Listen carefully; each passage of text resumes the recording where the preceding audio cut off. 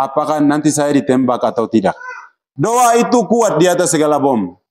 Doa itu bertahta di atas segala senjata.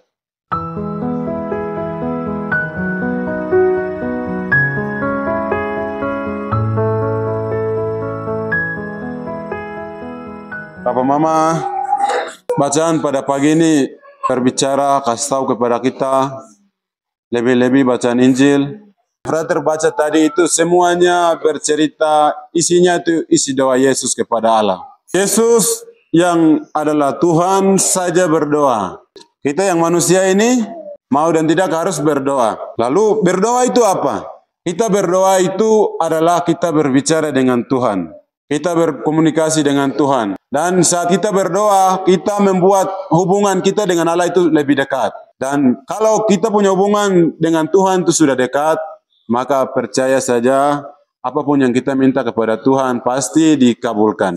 Dalam bacaan Injil tadi, Yesus berdoa kepada Bapa itu macam anak dan Bapa. Bapa, saya mau supaya umat-umat yang percaya kepada saya, umat-umat ini mereka juga bersatu sama seperti kita, maka turunkanlah Roh Kudus supaya saya juga bersatu dengan mereka dan mereka juga bersatu dengan Engkau sebagai Allah Bapa kami di surga. Bapak, Mama, saudara-saudari yang terkasih, kita berdoa kepada Tuhan supaya Tuhan memberikan yang kita minta kepadanya. Catatan yang Tuhan kasih adalah selalu berdoa, jangan datang hanya saat ada masalah.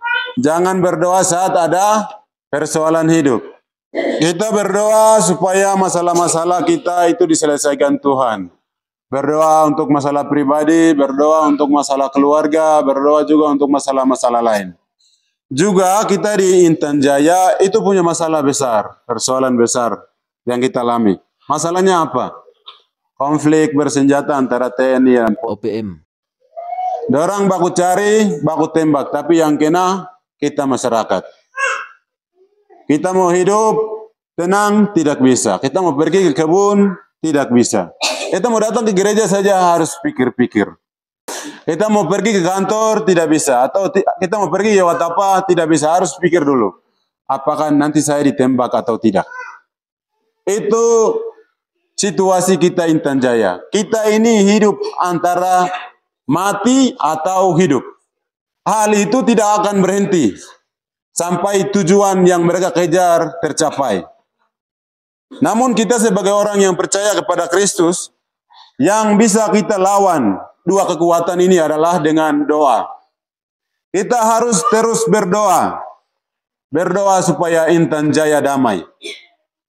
Doa itu adalah kekuatan yang paling ampuh, kekuatan yang paling kuat dari semua kekuatan yang ada. Senjata pun kalah, bom pun kalah. Doa itu kuat di atas segala bom. Doa itu bertahta di atas segala senjata. Maka kita diminta supaya selalu berdoa dan berdoa. Supaya Intan Jaya semakin baik. Dan nantinya kita bisa hidup tenang, damai. Pergi kebun dengan tenang, tidur dengan aman.